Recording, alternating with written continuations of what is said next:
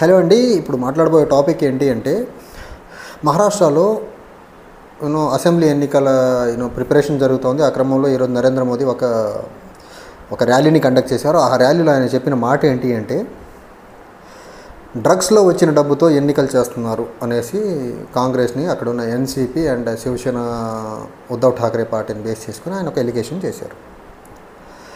అదే మహారాష్ట్రలో రాహుల్ గాంధీ కూడా ఈరోజు ఎలక్షన్ రిలేటెడ్ ర్యాలీ కండక్ట్ చేశాడు. ఆయన ఏమన్నారంటే శివాజీ విగ్రహం కట్టిన దగ్గర అవకతవకలు జరిగి శివాజీ నాణ్యత లేకుండా పోయింది, అది కూలిపోయి మీరు అపఖ్యాతిని కూడగట్టుకున్నారు. అంత అవినీతి చేసి దాన్ని కట్టి నాణ్యత లేకుండా కూలిపోయిన తర్వాత మీరు ఇప్పుడు వచ్చి శివాజీ ముందు తలంచితే దానివల్ల ఉపయోగం లేదని రాహుల్ గాంధీ గారు అన్నారు. ఇక్కడ చూడండి, ఎన్నో కాంట్రాస్టింగ్ థింగ్స్. ఒక పక్క మహారాష్ట్రియన్ ప్రైడ్ అయినటువంటి శివాజీ గురించి రాహుల్ గాంధీ మాట్లాడుతుంటే, ఇంకో పక్క డ్రగ్స్ గురించి నరేంద్ర మోడీ అంటే లీడర్షిప్ నోట్లోంచి వచ్చే మాటలు చూడండి. అసలు ఒక పక్క లెజెండరీ పర్సనాలిటీస్, ఐకానిక్ పర్సనాలిటీ గురించి మాట్లాడుతుంటే ఇంకో పక్క డ్రగ్స్ గురించి మాట్లాడుతున్నారు. ఫైన్, ఈ పర్సనాలిటీస్ పక్కన పెట్టేస్తే నరేంద్ర మోదీ గారు చెప్పారు, ఎస్ డ్రగ్స్లో వచ్చిన రీసెంట్గా డబ్బులతో వీళ్ళు ఎలక్షన్ చేస్తున్నారు అనేది. ఓకే, వాళ్ళని పట్టుకున్నారు, వాళ్ళు ఢిల్లీలో పట్టుబడ్డారు. ఢిల్లీలో పట్టుబడ్డ వాళ్ళల్లో కాంగ్రెస్ లీడర్కి హస్తాలు ఉన్నాయని చెప్పారు. సార్, భారతదేశంలో డ్రగ్స్ వస్తుంది అంటే నార్కోటిక్ డిపార్ట్మెంట్ సరిగ్గా పనిచేయట్లేదంటారా? గవర్నమెంట్ ఆఫ్ ఇండియాలో ఉన్న నార్కోటిక్ డిపార్ట్మెంట్ దేశంలో ఒక డ్రగ్ విచ్చలవిడిగా వచ్చి సరఫరా అవుతుందా? మీ గవర్నెన్స్ ఫెయిల్యూర్ అని మీకు అర్థమవుతుందా లేదా?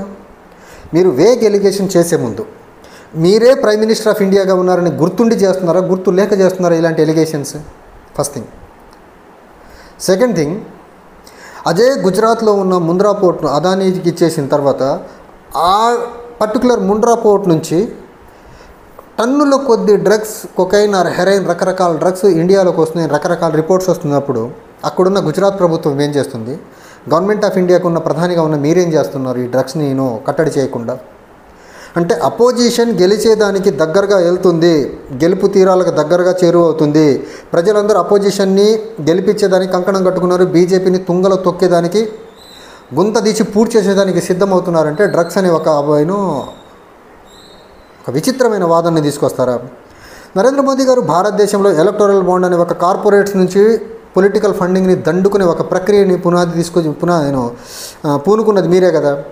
అందులో భారతదేశంలో దగ్గర 6,000 పైచిలుకు కోట్ల రూపాయలు ఎలక్టోరల్ బాండ్స్ ద్వారా ఎలక్షన్స్ ఫండింగ్ని రాజకీయంగా ఫండ్ తీసుకుంది భారతీయ జనతా పార్టీ కదా. 6,000 కోట్ల రూపాయలు, 6,000 పై కోట్లు.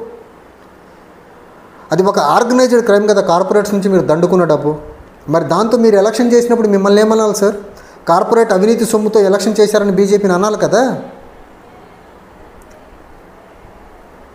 భారతదేశంలో కాంగ్రెస్ పార్టీకి వచ్చిన డబ్బు ఎంత అనుకున్నారు ఎలక్టరల్ బాండ్స్ ద్వారా?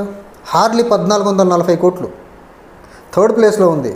మీ తర్వాత సెకండ్ ప్లేస్లో ఉంది టీఎంసీ పార్టీ, మమతా బెనర్జీ గారి టీఎంసీ పార్టీ.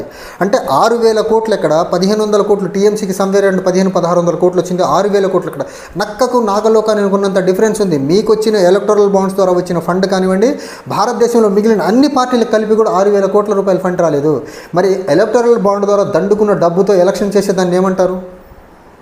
దాన్ని ఎవరు క్వశ్చన్ చేయరా దేశంలో? అంటే మీరు అపోజిషన్ గెలుస్తుంది, మీరు ఓడిపోతున్నారంటే ఎలాంటి నీచ చౌకబారు విమర్శలన్నా చేస్తారా నరేంద్ర మోడీ? మీరు ప్రధానమంత్రి స్థాయిలో ఉండి ఇంత నీచానికి దిగజారి దేశంలో డ్రగ్స్ గురించి మాట్లాడుతున్నారు.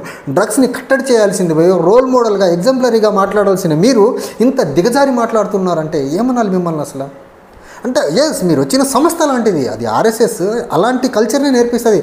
మొత్తం డైవర్ట్ చేయాలా, రియల్ ఇష్యూస్ నుంచి పక్కకు డైవర్ట్ చేసి, ఆ డైవర్ట్ చేసిన ఇష్యూస్ చుట్టూ మనం పాలిటిక్స్ చేయాలనేది మీ మాతృసంస్థ నేర్పించిన విద్యది. మీరు దాని నుంచి బయటికి రాలేరు. కానీ గత 10 సంవత్సరాలుగా మీరు ప్రధానిగా ఉన్నారు.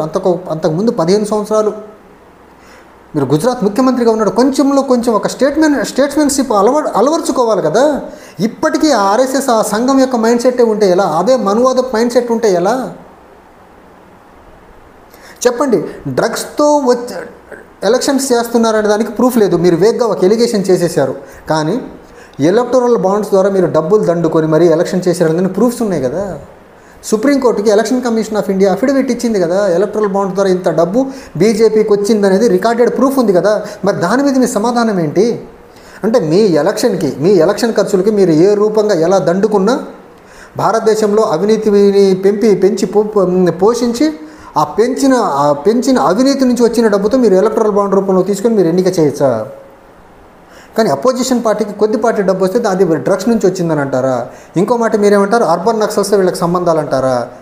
సార్ మీ దేశంలో అధికారం మీ చేదాటిపోతుందంటే ఇంకా ఎంతకన్నా దిగజారేస్తారా? అర్బన్ నక్సల్స్ అంటారు, డ్రగ్స్ అంటారు, యాంటీ నేషనల్స్ అంటారు.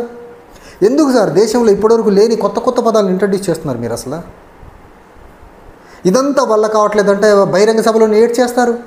సార్ ఒక దేశానికి ప్రధాని మీరు ఏడవకూడదు, చాలా ధైర్యంగా ఉండాలి. దేశానికి ధైర్యాన్ని ఇవ్వాల్సింది మీరే ఏడుస్తున్నారంటే మిమ్మల్ని ప్రధాని అనుకోవాలా, ఒక చిల్లర రాజకీయ నాయకుడు అనుకోవాలా? అర్థం కావట్లా. మీరు ఇచ్చిన మాట మీద మీకు నమ్మకం ఉండదు, మీరు ఇచ్చిన వాగ్దానాన్ని మీరు నెరవేర్చరు. ఒక చౌకబారు రాజకీయాలు ఎందుకు చేస్తారండి? మీరు ప్రధానమంత్రి స్థాయిలో ఉండి, అంటే ఇక్కడే కాదు మీరు విదేశాలకు వెళ్ళినా దేశ ప్రతిష్టను దిగజార్చేలా మాట్లాడతారు. కరప్షన్ గురించి మాట్లాడాల్సి వచ్చినప్పుడు ఇంకొక వేరే నెపోటిజం గురించి సార్ నెపోటిజం గురించి మాట్లాడే అర్హత మీకెక్కడుంది? మీ క్యాబినెట్ మంత్రి మీ ప్రియ సహచరుడు అమిత్ షా గారి కొడుకు ఎప్పుడు క్రికెట్ పట్టుకొని బ్యాట్ ఆడారు, లేకపోతే క్రికెట్ అడ్మినిస్ట్రేషన్లో ఉన్నాడనేసి బీసీసీఐ నుంచి ఐసీసీ దాకా తీసుకెళ్లారు అతన్ని. రాజ్నాథ్ సింగ్ గారి కొడుకు ఎక్కడున్నారు? ఆయన ఉత్తరప్రదేశ్ నుంచి ఎమ్మెల్యేగా లేరు, నోయిడా ప్రాంతం నుంచి. మీ దగ్గర ఉన్న నేను ఆ ఫ్యామిలీ పాలిటిక్స్ నుంచి వచ్చిన వాళ్ళు ఎంతమంది లేరు? ఖాందాన్ నుంచి వచ్చిన వాళ్ళు జ్యోతిరాదిత్య సింధియా ఎవరు? వసుంధరారాజే సింధియా ఎవరు? వీళ్ళందరూ ఎవరు? ఫ్యామిలీ పాలిటిక్స్ నుంచి వచ్చిన వాళ్ళు కాదా? అంటే మీ దగ్గరకు వస్తే మాత్రం శుద్ధ పూసలు, వేరే పార్టీలో ఉండి కుటుంబ నేపథ్యం కలిగి రాజకీయాలు చేస్తే మాత్రం ఫ్యామిలీ పాలిటిక్స్ అనేస్తారా? వేరే పార్టీలు గెలుస్తున్నాయంటే డ్రగ్స్ రిలేటెడ్ డబ్బులు, మీకు మాత్రం స్వచ్ఛంగా క్రౌడ్ ఫండింగ్ ద్వారా వచ్చిన చిల్లర రూపాయి 10 రూపాయలతోనే మీ హైటెక్ ఎలక్షన్ ప్రచారం చేసుకుంటూ ముందుకెళ్తున్నారా? ఎలక్ట్రల్ బాండ్స్ మీద మీరు ఈ రోజుకి మాట్లాడలేదు, ఎంత దయనీయం! అసలు పెద్ద స్కామ్ కదా.